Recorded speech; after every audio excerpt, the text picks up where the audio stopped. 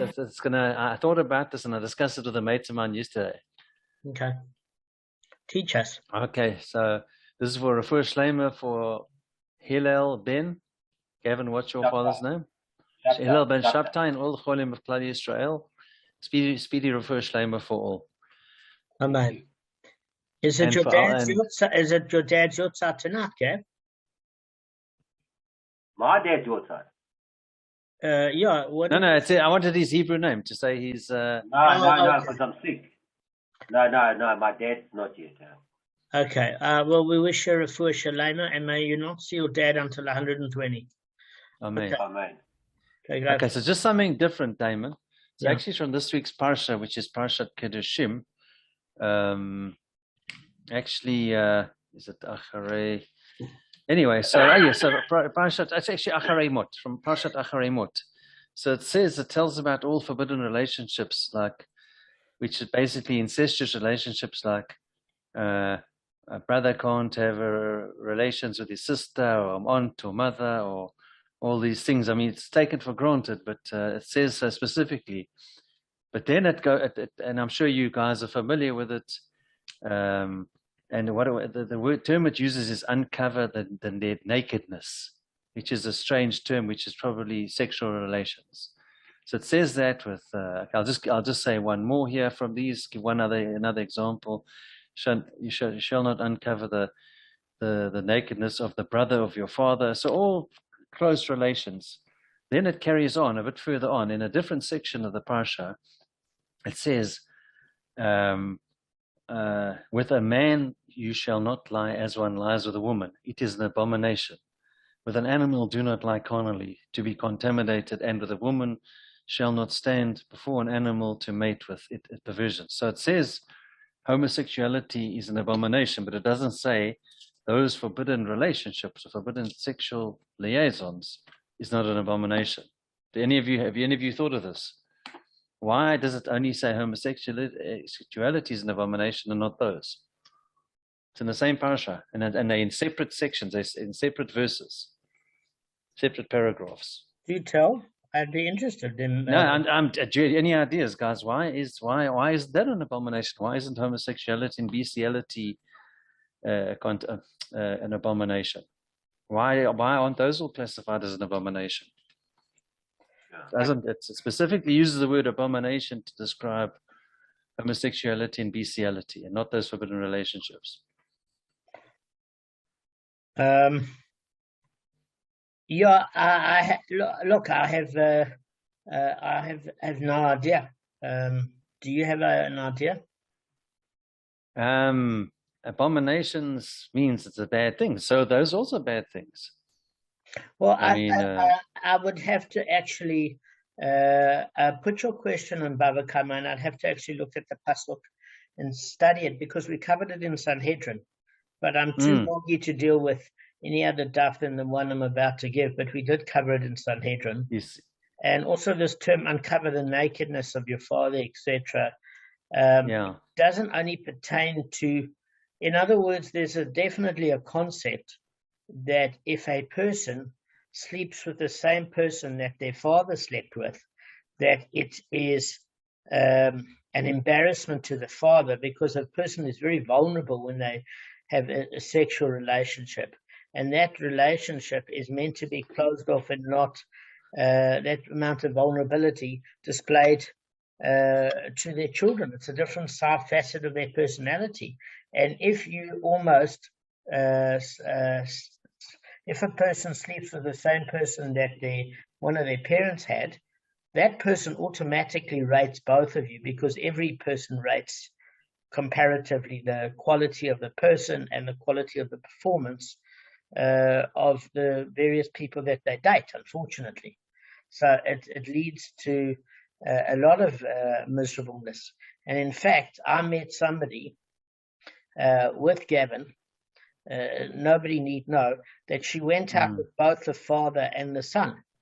And she said this as if it was nothing. She said, yeah, I dated both of them, a Jewish woman, and I was absolutely shocked. And you can see the difference between a secular Jew and I was about to ask, it wasn't a from person. The father and son weren't from. No, but I mean, this woman having no sensitivity to it. How can she even think that it's okay? It's a bit warped. It's absolutely warped. Anyway, we've got a lot to cover in the Gemara. Yeah. And another thing I realized, when they say that, you should be the first for your wife and your wife should be the first for you, there's a reason for that. Because if you've had many partners, like you said, you're compared to your wife, and it's like where if you had nobody else and you've had the best, that's it. Yeah, exactly. I think Arthur made the perfect point. Is that at the end of the day, there's nothing more damaging to a relationship than if you've got previous comparisons, not only of the sexual experience in terms of performance, because you feel in that particular case, are you measuring up, both literally and in performance, and also how they're comparing you.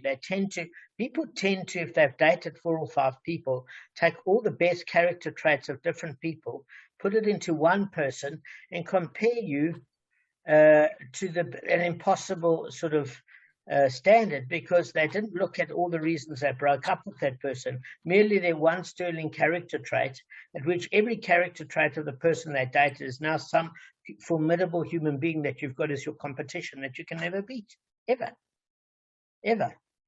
And Damon, think of it this way: in life, you always have to have a positive and a negative, because if you don't have a negative, you can't appreciate the positive. And if you don't have a positive, you know, vice versa. Like if you have a good experience in life, a bad experience, and then suddenly it gets good, you appreciate it far more than if you just had only good. Exactly. I mean, exactly.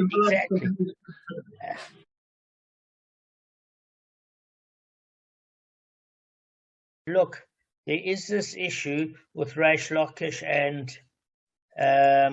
Rav Yochanan, and what we basically said is Rav Yochanan has this issue against Reish Lakish because he said basically that you have to have in order to be able to almost let the thief off from consecrating the item, you have to have it in your possession.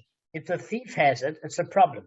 Because if he possesses it, you don't have certain rights in terms of selling, consecration, or use. And the thief doesn't own it if you haven't given up hope and you haven't despaired of getting it back. So the thief can't really do what he wants with it either. That was the concept that we were dealing with last time. Are you awake? Guys, we're up to date. Yeah. And what we said is Reish Lakish had this concept of the discreet ones who said that even though people would steal fruits, etc., grapes that had not been consecrated within the 4th year yet, that it was deconsecrated with coins. Those coins were taken to Jerusalem, at which produce would be purchased in Jerusalem and consumed.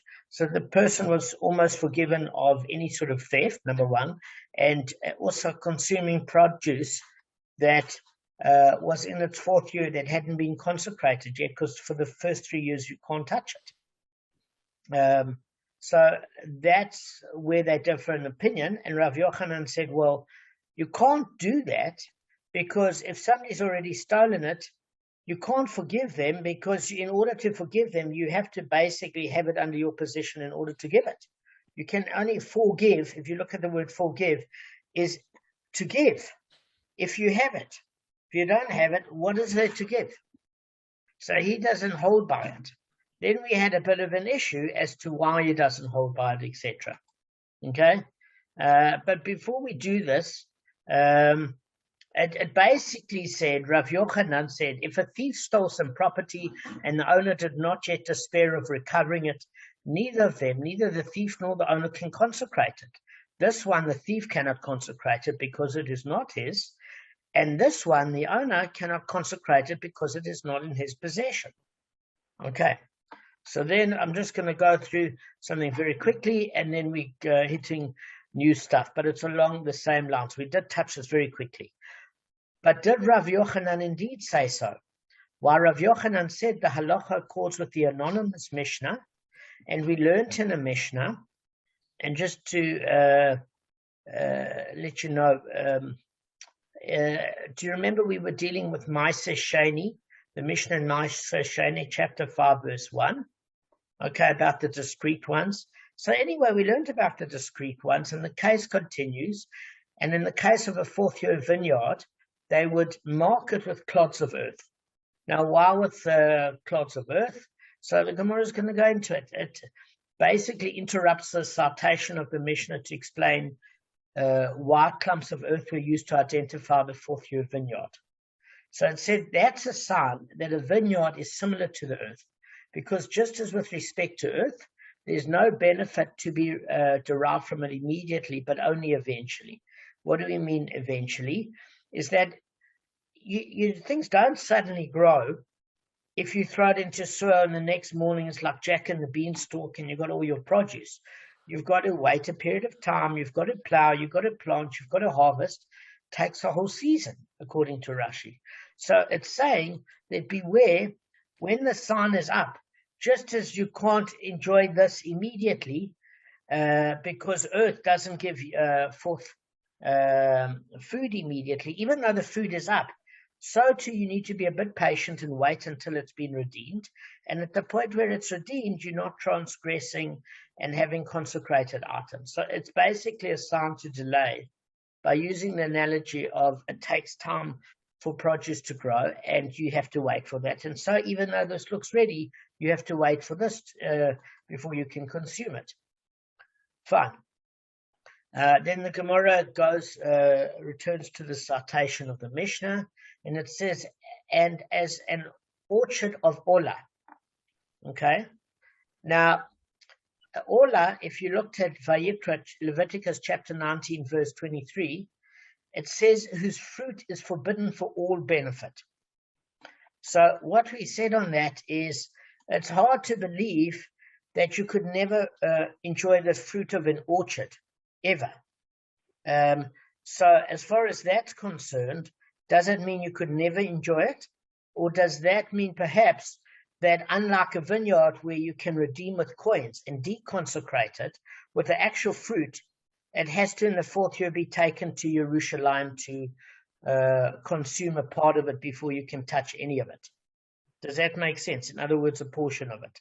Meaning that you can't use coins as a redemptive factor by deconsecrating it like you can with the vineyard. So you can't touch it, basically. I think they then would probably harvest it and take it all to Yerushalayim, or certainly a portion, but I don't know what that portion is, guys. I haven't gone through that part of it. So basically, what did they do? They marked it with shards. So what's shards? It's basically shards of clay. So why did they compare it with shards of clay and not earth? Because if you plant in soil, you're going to eventually get benefit from it, right? So just so too with the vineyard, if you wait a bit of time and it gets deconsecrated by obviously the coin value, or gets taken in Yerushalayim, or at least you wait for the coins to be taken to Yerushalayim and then redeemed, in that particular case, you can derive benefit. You've got to be a bit patient. But with clumps of clay, nothing's going to grow in there. Because I don't know if you've seen how clay works. I used to do pottery. There's no oxidation. In fact, it doesn't allow the soil to breathe. It's just one clump. Whereas when you do soil, they're individual particles that allows for aeration, filtration, and a myriad of other biochemistry to go under it. Whereas with clay, there's just nothing that can breathe and develop within that. And the consistency is very difficult, especially when the clay hardens. But if clay hardens on the top, roots can break through, but certainly not if it's used for its nutritional value. So just as with clay, you're never going to get a season out of it, believe me. And no matter what you throw in it, even those magic beans from Jack and the Beanstalk. So to here, you can't touch the Ola orchard at all. So I'm assuming that that produce has to go directly to Yerushalayim, and it can't be deconsecrated with coins. Fine. Then the Gemara returns to the citation of the Mishnah, and it says, and a plot of grapes that would mark them with lime. So why did they mark them with lime? Is it made them white like bones. And it was used to identify burial plots. Why, Gavin? What? Why was this stuff used to demarcate the burial spots? Yeah. With lime, as opposed to something else, or why did they demarcate it this period? Yeah, both. Not sure. Is it with the absorption? Because clay doesn't let water seep through. It absorbs. No. This whole mission is talking about markings. So what's happening is that the rabbis are concerned, number one, that they're stealing things that don't belong to them, but number two, that they're transgressing with further sins. That fruit that is earmarked in its first 3 years not to be consumed by anyone is being stolen. So you're committing a sin there apart from theft. So even if you forgive the theft, how do you forgive, or how do you let go of something being consumed that Hashem said don't touch? So therefore, we were talking about a vineyard and saying just wait a bit, be patient. It's going to be deconsecrated in its 4th year. We learned with an Ola orchard, I think the fruit's going to Yerushalayim, so it's not for you to touch it at all.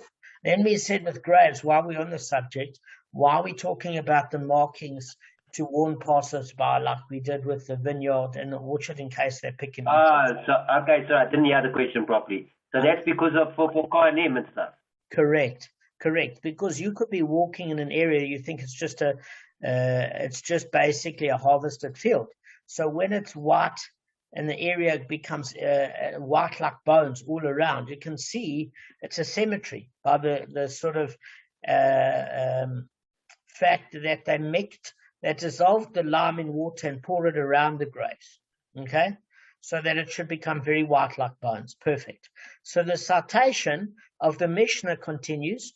Rabban Shimon ben Gamliel said, when were these words said? In other words, when do we mark the 4th year vineyard and the Ola orchard to identify them for passers-by? And we say we do it in the Shemitah year. So basically in the Shemitah year, which is the sabbatical year, and that occurs every 7th year, regarding which the Torah commands that anything which grows on a person's property during that year must be left free for anybody to take. If you remember, it's in Leviticus chapter 25, verse 6, Vayikra, and the produce is out of the owner's private jurisdiction and considered ownerless. So therefore, guys, you don't have an issue anymore of theft.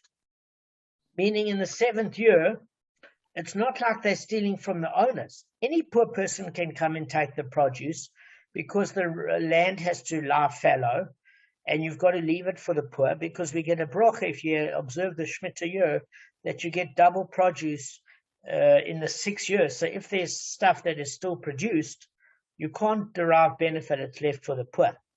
So then why do we have to kind of mark it? Well, we're marking it for a very good reason, is that it still might be prohibited for other reasons, that area, because it's by Kohanim, where their graves, or it's maybe fruit that hasn't reached its 4th year. But even if we say that that's not the case and the Shemitah year is excluding from it, we've still got an issue. So the Gemara interjects and explains, the produce is then ownerless and the passers-by are permitted to partake of the fruits that grow in other people's property. The Mishnah continues, but in the other years of the 7-year cycle, when passers-by are not permitted to partake of its fruits growing in other people's property, then stuff the wicked one with forbidden food and let him die. So before you think it's a little bit harsh, they don't give the death penalty for somebody who steals fruit. That's not what it's trying to say. I read this, I thought, geez, that's a little hard. They're not saying that. They're saying, look, at the end of the day, only a passerby who's a thief will partake of the fruits, and we need not mark the fields so as to protect the wicked from eating prohibited food, because it's theft. Now, they've made a double, so not only they're stealing food that isn't theirs, but they're stealing food that has not been deconsecrated and it's meant to go to Yerushalayim. So let the wicked one stuff himself. It doesn't mean that when I say go stuff yourself, I've got a different word I have in mind. But what we're saying is he actually stuff himself as in to eat himself. Like stuff himself until he's full with prohibited food and bring about his death on account of his sins. It sounds a little harsh. All it's saying is, look, you know what's not good for you. You know you're not allowed to just steal somebody else's property. So what you would do is you'd go to the owner, or you would go to the Gemach fund of the town and say you need alms for the poor, you need food, but you don't have to steal it. There are mechanisms that you've got to try and go the most legitimate way possible. So they're saying, listen, why should we warn you about that which has been consecrated and you can't eat? You're not allowed to have it for theft. So let the accumulation of the theft and the fact that you're eating consecrated produce and you're not allowed to touch it, that's your problem. Why should we warn you? Why should we try and get you out of it? You know what's wrong. You know what's right. But the Mishnah continues, and it says, but the discreet ones place down the coins and say, whatever was picked from this vineyard shall be deconsecrated on these coins. So what they're saying is there are a small group of tzaddikim that don't obviously publicize their mitzvah for public virtue, for virtue signaling in social media, like is so prevalent now. They hold up a sign and they say, I'm a social justice warrior, and look at me, I'm a tzaddik. I stand for these things, do mitzvahs in private. So they're saying that's why they call them the discreet ones. They were really, so what they did is they laid down the coins and they said, listen, whatever the poor stole, we forgive them. We give the produce away. They didn't steal from us. And what's more, we're allowed to take coins to deconsecrate it. Now, these coins we'll take to Yerushalayim, we'll buy produce there. So they had chulin, which means you can consume it. It's no longer consecrated. So they didn't want them to be responsible for theft. They didn't want them to be responsible for having prohibited produce. And the discreet one said, so let us pay for it.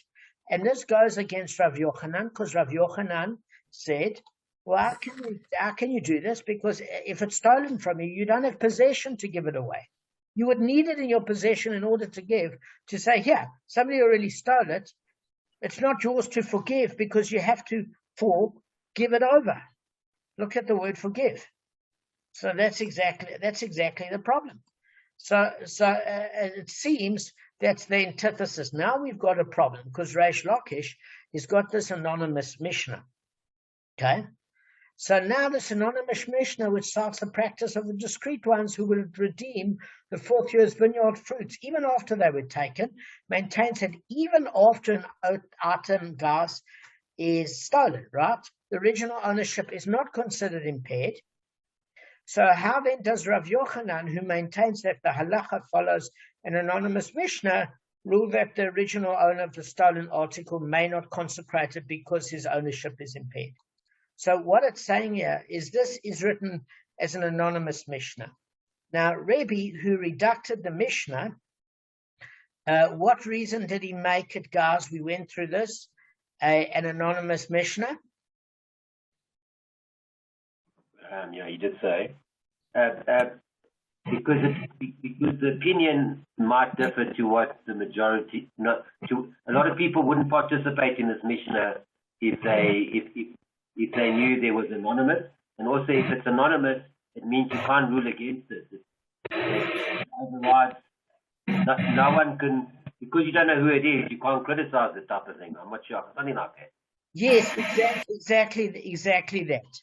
Okay, because we learned that, okay, so the anonymous Mishnah that discusses Kerem Revei fruits that have not been redeemed and how to redeem it via coins and how the discrete ones work is exactly, as Gavin said, a anonymous Mishnah, because Rebbe that redacted the Mishnah is saying, look, if you put a rabbi's opinion to this, you can choose whether or not you agree or you disagree, etc. But it's so important, this particular position, that we deem it as absolute halacha. And if it's anonymous, you can't argue, you can't say, I don't hold by that. So it meant there was, you have to agree with it as general consensus. So which means there's a problem, because Rav Yochanan can't answer it. in other words, sorry, can't argue with it. He can answer it, but he certainly can't argue with it because nobody can. So the issue is, this is the difficulty, is that how can he argue with an anonymous Mishnah? It's not open for debate. And if he's using another anonymous Mishnah, well, that's how can you have two anonymous Mishnahs that disagree with each other on the same issue? You'd have a problem because one of them has to be correct. They both can't be followed without question if they're contrary to each other. So now it left us with an opinion is that how does Rav Yochanan argue against an inarguable Mishnah if it's anonymous? Exactly as Gavin said. Well done, mate. Considering you're not well, if you come up with that, I'd be devastated to see what you would do when you really were. So what we're saying is that basically the Gemara anticipates this possible answer. It says, perhaps you will say in response, who taught in the Mishnah this practice of the discrete ones? In other words, who finished the anonymous Mishnah? Who continued and said, this is an anonymous Mishnah and I will explain it, etc. That was Rabban Shimon ben Gamliel, and he taught it. And Rab Yochanan did not say that the individual halacha accords with the anonymous ruling of an individual. Okay? So what it's saying is that it's proposing that it's really not the end of the world because it's suggesting that perhaps that you could resolve the difficulty because Rabban that you could argue with Rabban Shimon ben Gamliel. He's not an anonymous Mishnah. So we say maybe Rav Yochanan isn't agreeing with Rabban Shimon ben Gamliel because he ends off that anonymous Mishnah with his description. So it could be just his interpretation of the anonymous Mishnah. So the Gemara wants to say, but he can argue with Rabban Shimon ben Gamliel and say, I don't hold by that opinion. So that was presented. Now, Arthur, can you explain?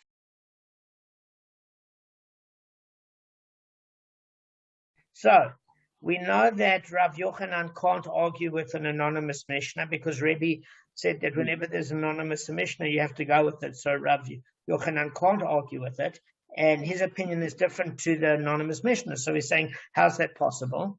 So we're saying that the end of that anonymous Mishnah was explained by Rabban Shimon ben Gamliel, who Rav Yochanan technically can argue with because it's not an anonymous Mishnah. So what's the problem with that? We went through it the other day.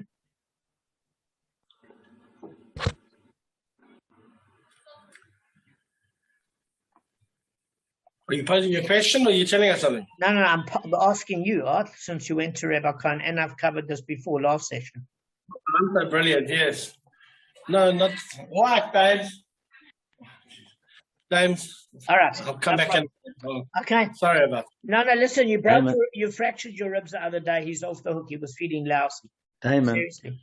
Okay. Not that I have the answer. Does it have something to do with the anonymity and not knowing the source of the author of the Mishnah? Does that have anything to do with it? That was the previous obstruction, but now we're posing a potential solution. So you're completely correct. Rav Yochanan can't argue with the anonymity of a Mishnah because Rebbe put it like that so that you can't argue with it.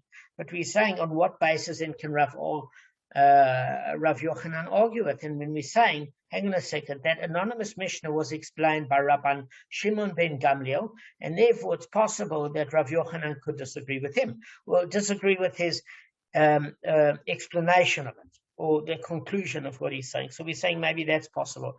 And if you remember the other day, that we're saying that's not possible, because Bava Kamma said in the name of Rav Yochanan, whenever there's an opinion of Rabban Shimon ben Gamliel is taught in our Mishnah, the law is always in accordance to him, except for his opinions regarding a guarantor, the get that was given in Sidon, and the latter case of evidence. Thus, in either event, even Rav Yochanan should have had to accept the opinion of the discrete ones as halacha. So what it's saying is, according to Rabbi Bava Kamma, Rabban Shimon ben Gamliel is always followed, except in 3 cases. Okay, and since those 3 cases is The first one is an extent of a guarantor's liability for a loan.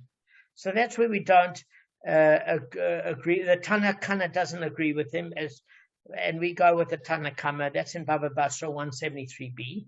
And then there's a dispute with Rabban Shimon ben Gamliel and the Tana Kamma concerning a get that was given in the city of Sidon. Not Sodom, Sidon.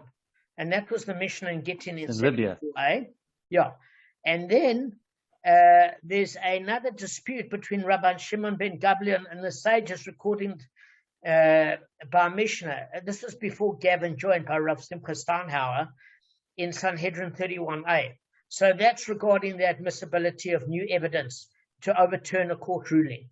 So Rabban Yochanan teaches that while the halacha accords with Rabban Shimon ben Gamliel in the first of the two disputes, it does not accord with the ruling in the second dispute. But in any event, what it's saying is Rabban Shimon ben Gamliel is right in all of those cases, and we go with him in every case except for only those three examples in the entire Shas.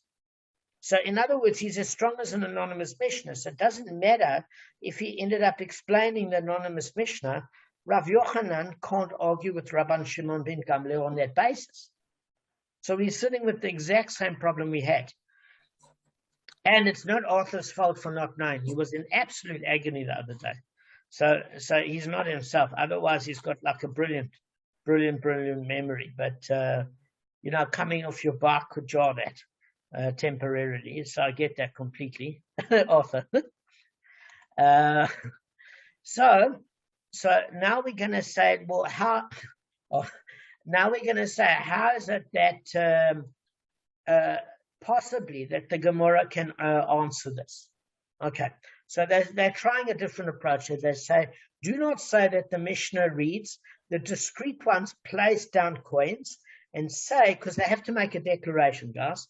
So you put the discrete ones, they place down coins, and don't say that they say whatever was picked from this vineyard.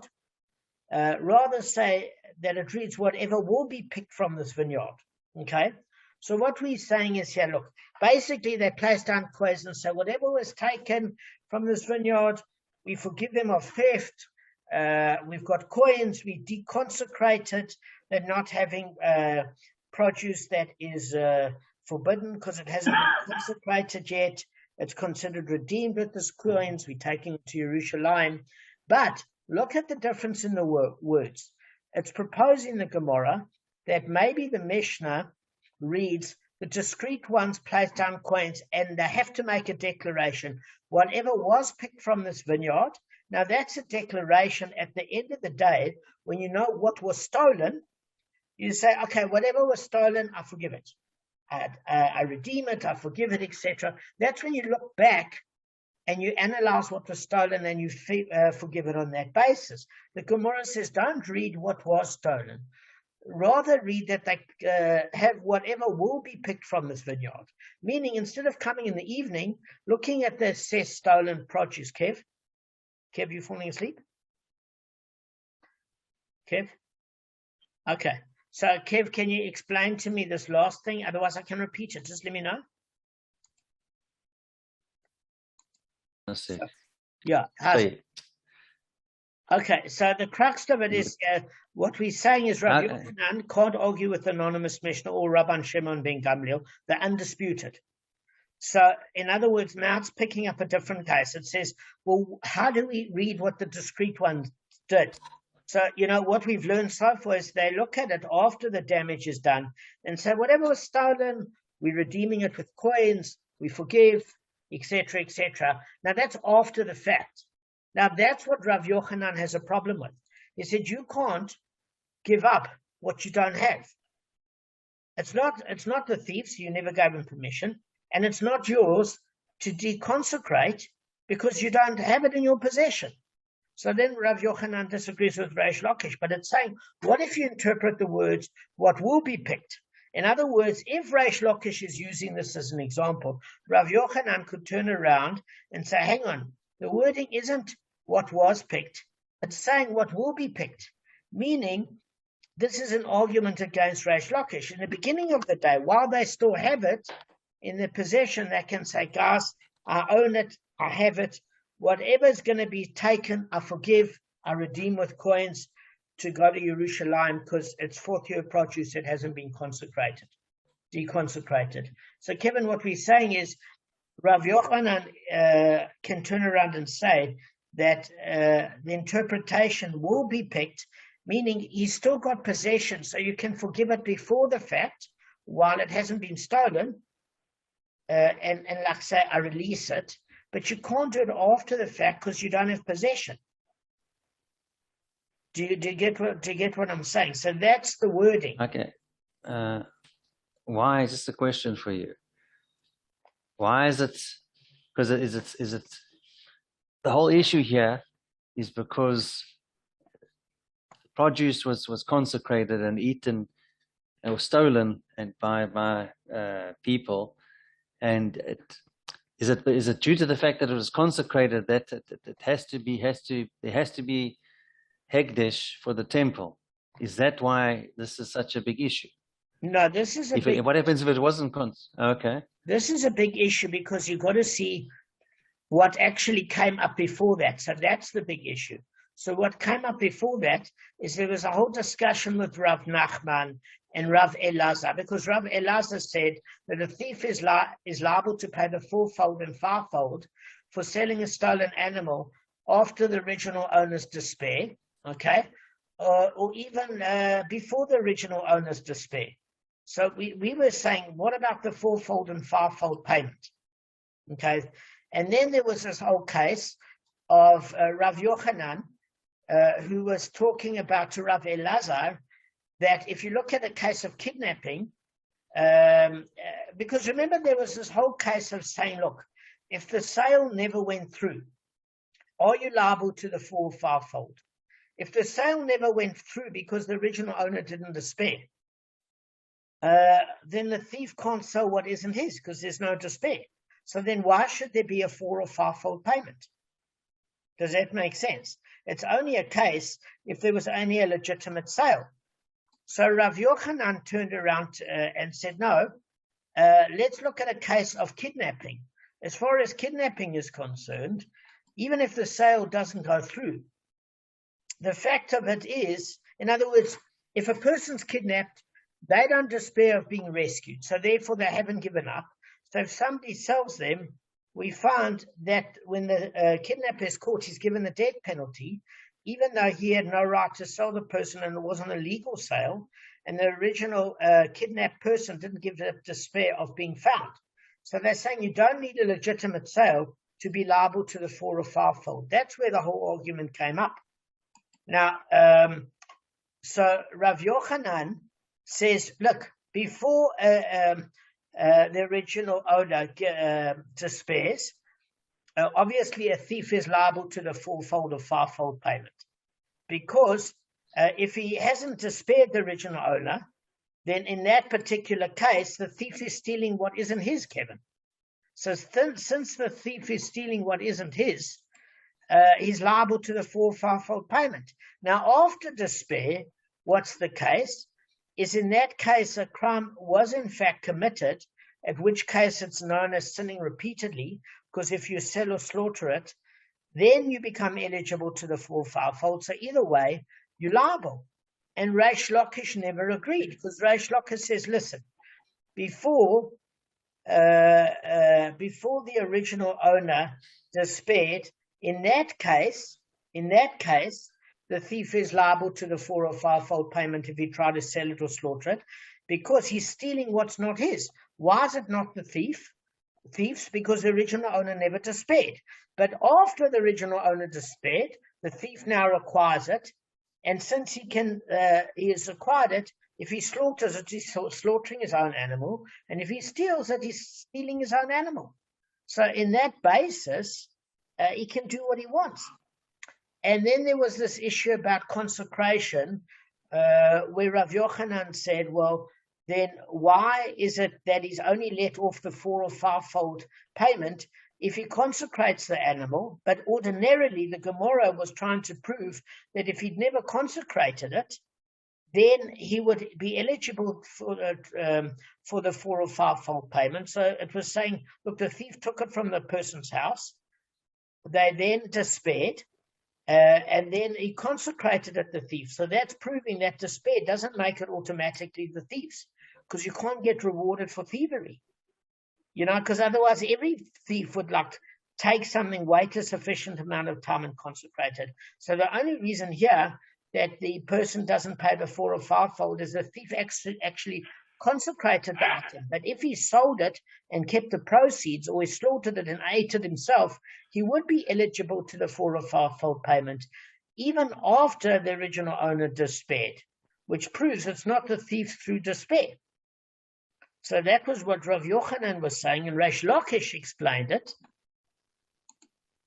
Arthur's coming on now. So Reish Lakish explained it as follows. He said, no, basically what happened was while it was in the original owner, once it was stolen, he was going to consecrate it. And therefore, since his intention was to consecrate it, in that way, the thief, that's the reason why the thief is not liable to the 4 or 5-fold, because if it's returning it to the owner.